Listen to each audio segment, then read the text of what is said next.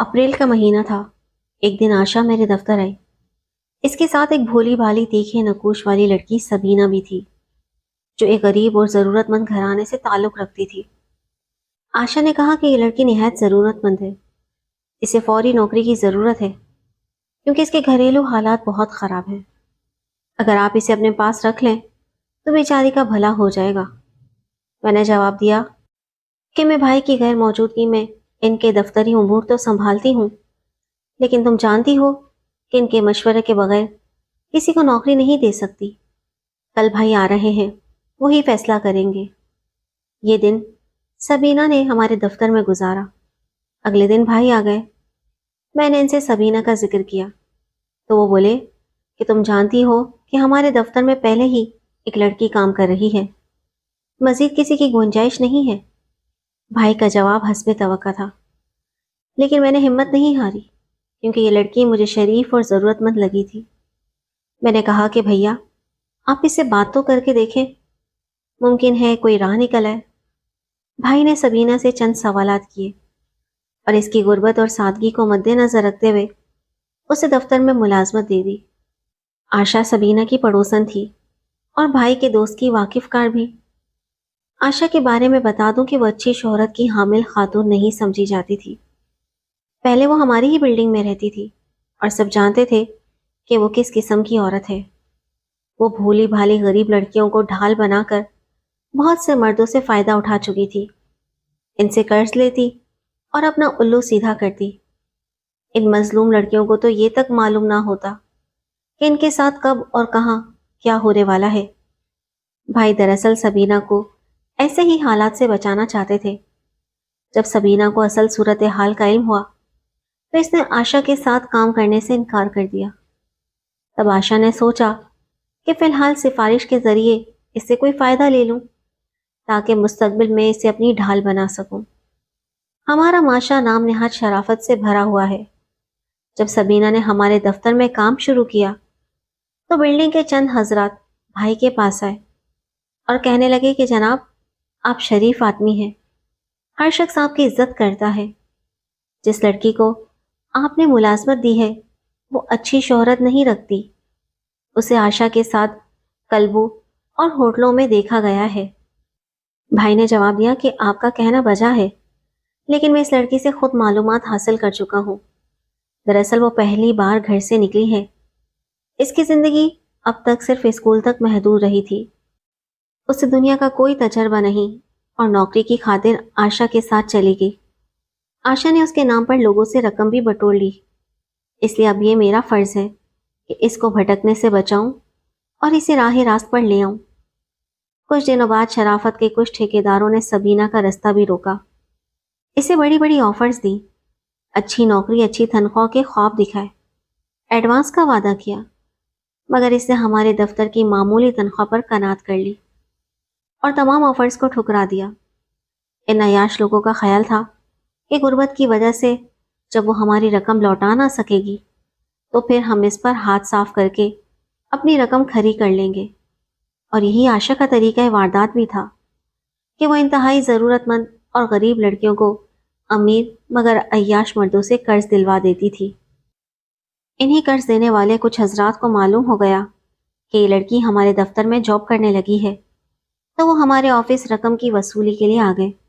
سبینہ گھبرا گئی، وہ کہاں سے اتنے روپے دیتی، جبکہ آشا نے ہر ایک سے اس کے نام پر اچھی خاصی رقم مانگی اور صرف چند ہزار بطور قرض اس کو دیے اور باقی اپنی جیب میں ڈال لیے۔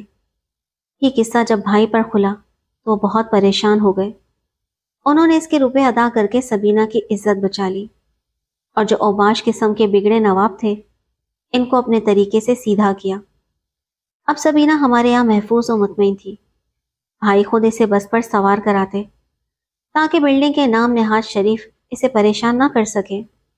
یہ لڑکی بہت اچھی نکلی، اس نے ہمارے دفتر کا بیشتر کام سنبھال لیا اور بہت محنتی اور مخلص ثابت ہوئی۔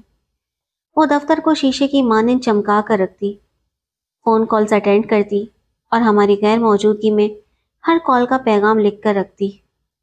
مہمان آتے تو چائے بنا کر چپڑاسی کے ہاتھ بھجوا دیتی اور پھر برتن دھو کر سلیقے سے رکھ دیتی۔ جبکہ پہلے مہمانوں کے لیے چائے ہوٹل سے منگوانی پڑتی تھی۔ سبینہ ہر طریقے سے دیانتدار اور مخلص تھی۔ وہ سادہ دل، سادہ لباس اور سادہ ذہن تھی۔ سب سے بڑی بات کہ وہ لالچی نہیں تھی۔ بھائی جان کا کھانا گھر سے جاتا تھا، لیکن وہ بہت اصرار پر بھی بھائی کے ساتھ کھانا نہیں کھاتی تھی۔ اپنا کھانا گھر سے لاتی۔ اس کی خودداری کمال کو پہنچی ہوئی تھی۔ اس کی عادات و اطوار مجھے اور اسرار بھائی کو بہت پسند تھی۔ جلدی وہ ہماری پسندیدہ معاون بن گئی۔ ایک روز میں نے کہا کہ تم مجھے اپنا گھر نہیں دکھاؤ گی؟ بولی، آپ دیکھ کر کیا کریں گی؟ گھر میں ایسا کچھ نہیں ہے کہ آپ کو تکلیف دوں۔ میں نے کہا، سامان سے کچھ نہیں ہوتا، غربت آنی جانی شے ہے، لیکن گھر میں تمہارے والدین بہن بھائی تو ہیں نا؟ وہ بولی، جی ہاں، والدین اور چھوٹے بہن بھائی ہیں، انہی کی خاطر تو جاب کرتی ہوں۔ اس نے بتایا تھا کہ اس کے والد ریلوے میں معمولی ملازم تھے، پھر بیماری کے باعث ریٹائرمنٹ لے لی۔ ماں بھی بیمار رہتی تھی۔ ایک بڑی بہن تھی جس نے غربت کے باعث پڑھائی چھوڑ دی۔ اس کی شادی بھی پھر طلاق ہو گئی تو وہ گھر واپس آ گئی۔ اب گھر کا کام وہی کرتی ہے۔ اس کے بعد بھائی جو صرف میٹرک پاس کر سکا اور اب بیکار پھرتا ہے، پھر ایک بہن اور چھوٹا بھائی ہے۔ دونوں پہلے اسکول جاتے تھے مگر اب پڑھائی چھوڑ دی تھی کیونکہ گھر میں دال روٹی کے لالے پڑے ہوئے تھے۔ کچھ عرصے بعد وہ بھائی کو اپنے گھر لے گئی۔ جب بھائی اس کے گھر سے ہو کر آئے تو ان کو سبینہ سے زیادہ ہمدردی ہو گئی اور انہوں نے اس کی تنخواہ میں اضافہ کر دیا۔ وہ صبح سویرے ہم سب سے پہلے آ جاتی، چوکیدار سے دفتر کھلوا کر صفائی کرنے کے بعد فائل وغیرہ کو جھاڑ پونچھ کر ترتیب سے رکھ دیتی۔ انہی دنوں ہمارے دفتر میں کام کرنے والی نیلوفر کی شادی ہو گئی اور اس نے چھٹی لے لی، تو اس کا کام بھی سبینہ دیکھنے لگی۔ تاہم نیلوفر کی انگریزی بہت اچھی تھی اور اسے ٹائپنگ آتی تھی۔ یہ کام سبینہ نہیں کر سکتی تھی۔ وہ دفتری لیٹر لکھ سکتی تھی اور نہ ان کا انگریزی مضمون بنا کر جواب ٹائپ کر سکتی تھی۔ اگر اسے یہ کام آتے تو پھر شاید ہمیں نیلوفر کی ضرورت بھی نہ رہتی۔ خیر، وقت گزرتا رہا۔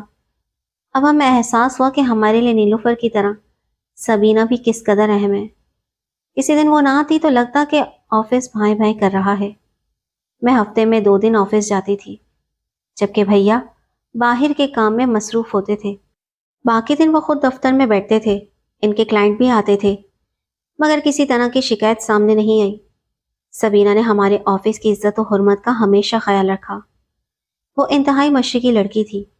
اس کے چہرے پر بھی ایک مشرقی پن تھا۔ اس کا انداز، چال ڈھال سب مشرقی تھا۔ اس کے سر سے کبھی دوپٹہ نہیں ڈھلکتا تھا اور یہ سادگی اس کے حسن کو کم نہیں کرتی تھی اور 4 چاند لگا دیتی تھی۔ ایک روز میں نے اس سے کہا، کیا یہ ممکن نہیں کہ تم ایک رات میرے گھر والوں کے ساتھ رہو؟ وہ بولی، ایک رات کیوں؟ ہمیشہ کے لیے کیوں نہیں؟ ان لفظوں میں جانے کیا اثر تھا کہ میں مدہوش ہو گئی۔ اس لڑکی کی عزت کا گراف بہت اونچا ہو گیا تھا۔ میں نے پوچھا، کیا تم میرے بھائی سے شادی کرو گی؟ وہ بولی، میں حالات سے مجبور ہو کر ملازمت کر رہی ہوں۔ ہاں، اگر میرے والدین راضی ہوں تو مجھے کوئی اعتراض نہ ہوگا، مگر ابھی حالات ایسے نہیں لگتے، کیونکہ جو کماتی ہوں اس سے دال روٹی چلتی ہے۔ یہ باتیں میں نے بھائی کو بتائیں تو وہ بھی اس لڑکی کو اپنانے پر سنجیدہ ہو گئے۔ وہ بھی بھائی کو پسند کرنے لگی، بلکہ اپنا آئیڈیل بنا لیا، اور دونوں نے حالات درست ہونے تک انتظار کا ارادہ کیا۔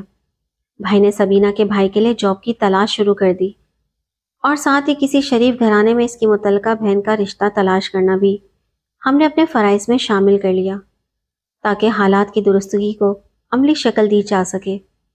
سبینہ اور بھائی میں محبت بڑھنے لگی، وعدے ہوئے اور کبھی جدا نہ ہونے کا عزم بھی کیا گیا۔ ایک شام جب بھائی اسے بس میں سوار کرا رہے تھے تو سبینہ کا پاؤں پھسل گیا اور وہ گر گئی۔ اس کے پیر میں سخت چوٹ آئی کہ اسے اسپتال میں داخل کرنا پڑا۔ ہماری تو گویا جان ہی نکل گئی۔ چوٹ اسے آئی تھی اور درد ہمیں ہوتا تھا۔ وہ تقریباً 12 یوم اسپتال میں زیر علاج رہی اور اس مدت میں بھائی کا یہ معمول بن گیا کہ وہ دفتر سے سیدھا اسپتال جاتے اور رات گئے واپسی ہوتی۔ اس حادثے کے بعد بھائی اس کے گھر بھی جانے لگے تھے۔ ان کی غربت دیکھ کر بھائی سے جو ہوتا کرتے، کیوں وہ بھی اس گھر کے فرد بن گئے۔ امی ابو نے سبینہ کو دیکھا اور پسند کر لیا۔ جانے اس لڑکی میں کیا بات تھی جو اسے دیکھتا پسند کر لیتا۔ شاید یہ اس کا مشرقی انداز تھا۔ بھائی اس کے دیوانے تھے۔ ایک دن وہ نہ آتی تو ان کا چین قرار لٹ جاتا۔ وہ اپنی قسمت پر رشک کرتے تھے کہ بالآخر ان کو سچا پیار دینے والی مل ہی گئی۔ اب وہ رہتی تو اپنے والدین کے گھر تھی، مگر سارے اخراجات میرے بھائی کے ذمے تھے۔ وہ اس کی ہر خواہش کی تکمیل کو اپنا فرض سمجھتے تھے۔ وقت تیزی سے گزرتا رہا۔ ہر سال ہم اس کی سالگرہ بڑے اہتمام سے مناتے تھے۔ اس دفعہ ہم نے ایک بڑے ہوٹل میں اس کی برتھ ڈے کا اہتمام کیا تھا۔ ہم بہت خوش تھے۔ برتھ ڈے کے اگلے دن وہ آتے ہی رونے لگی۔ میں نے سبب پوچھا تو بولی، باجی گھر والے میری شادی کر رہے ہیں، آپ کچھ کریں، میرے والدین سے ملیں اور مجھے مانگ لیں۔ میری پوزیشن اتنی مضبوط نہیں تھی کہ میں سبینہ کے والدین پر دباؤ ڈال سکتی۔ میں نے بھیا سے بات کی تو وہ بولے کہ فکر نہ کرو، میں خود جا کر پہلے اس کے والدین سے بات کرتا ہوں، بعد میں امی اور ابو کو بھیجیں گے، پہلے ان کے ارادے تو دیکھیں۔ بھائی جا کر اس کے والد سے ملے۔ ان کے تو مزاج ہی نہ ملتے تھے، جیسے انہیں قارون کا خزانہ ہاتھ لگ گیا ہو۔ دراصل سبینہ کے لیے کسی ٹرانسپورٹر کا رشتہ آ گیا تھا۔ اس کے والدین غربت کے مارے مگر دولت کے پجاری نکلے۔ اس ٹرانسپورٹر نے اپنی کوچوں بسوں کے وزن سے اس کنبے کو دبا دیا۔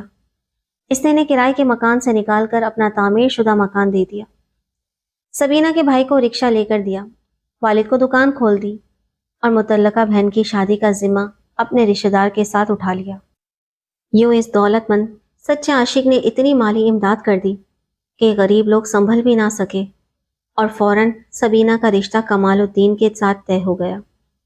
دوسری بار جب میرے والدین رشتہ مانگنے گئے تو انہوں نے بڑے اعتماد کے ساتھ ان کی آرزو کا کاسا یہ کہہ کر توڑ دیا کہ ہم مجبور ہیں۔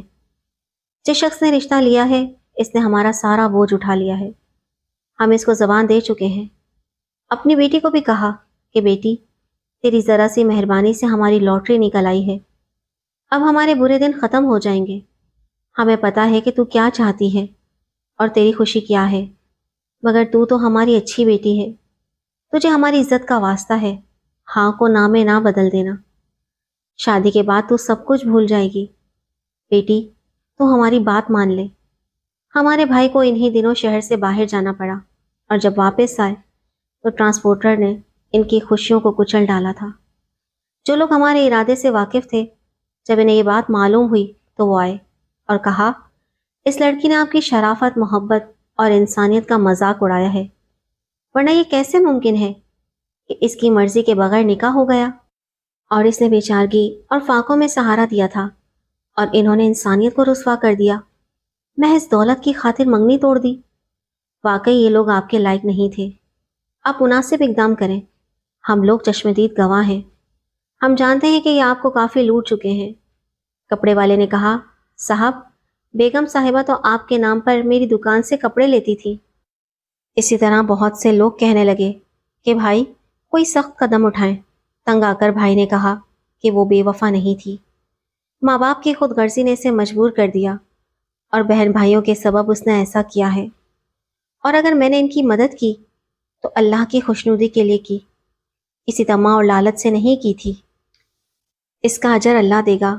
اس دور میں بھائی جیسے لوگ موجود ہیں جو اپنا دل خون کر لیتے ہیں مگر اپنی محبت کو رسوا کرنا گوارا نہیں کرتے۔ میرے بھائی نے بھی اپنا دل خون کر لیا مگر اپنی محبت کو رسوا نہیں کیا۔ سبینہ کمال الدین کے گھر جا کر آباد ہو گئی۔ اس کے والدین اس کی قربانی سے سکھی اور شاد ہو گئے۔ ان کی غربت دور ہو گئی، مگر انہیں کبھی یہ خیال نہیں آیا کہ ان کی بیٹی اگر واقعی کسی سے محبت کرتی تھی تو کسی اور شخص کی بیوی بننے پر اسے کتنا دکھ ہوا ہوگا۔ بھائی کافی عرصہ غمگین رہے، مگر میں سوچتی ہوں کہ کیا خبر ان کا فیصلہ سچ تھا یا غلط۔ قدرت جو کرتی ہے انسان کے بھلے کے لیے کرتی ہے، مگر کچھ لوگ واقعی معاشرتی قدروں اور اپنوں کے تسلط سے مجبور ہو کر ان کی خاطر قربان ہو جاتے ہیں، اور مجھے لگتا ہے کہ سبینہ انہی لوگوں میں سے ہے۔ بے شک دین نے لڑکی کو حق دیا ہے کہ وہ اپنے شریک حیات کے لیے والدین کو رضامندی دے، مگر ہمارے معاشرے میں اس حق کا لحاظ کم ہی رکھا جاتا ہے۔ بہت سے والدین اپنے اعراض کی خاطر لڑکی کی رضا تک کا خیال نہیں کرتے اور یوں ایک انتہائی ضروری امر سے روگردانی کرتے ہیں۔ والدین کو چاہیے کہ وہ اپنی بچیوں کی خوشیوں کا خیال کریں، اتنے خود غرض نہ بنیں کہ بیٹی کی ساری عمر ایک زندان کی نظر ہو جائے۔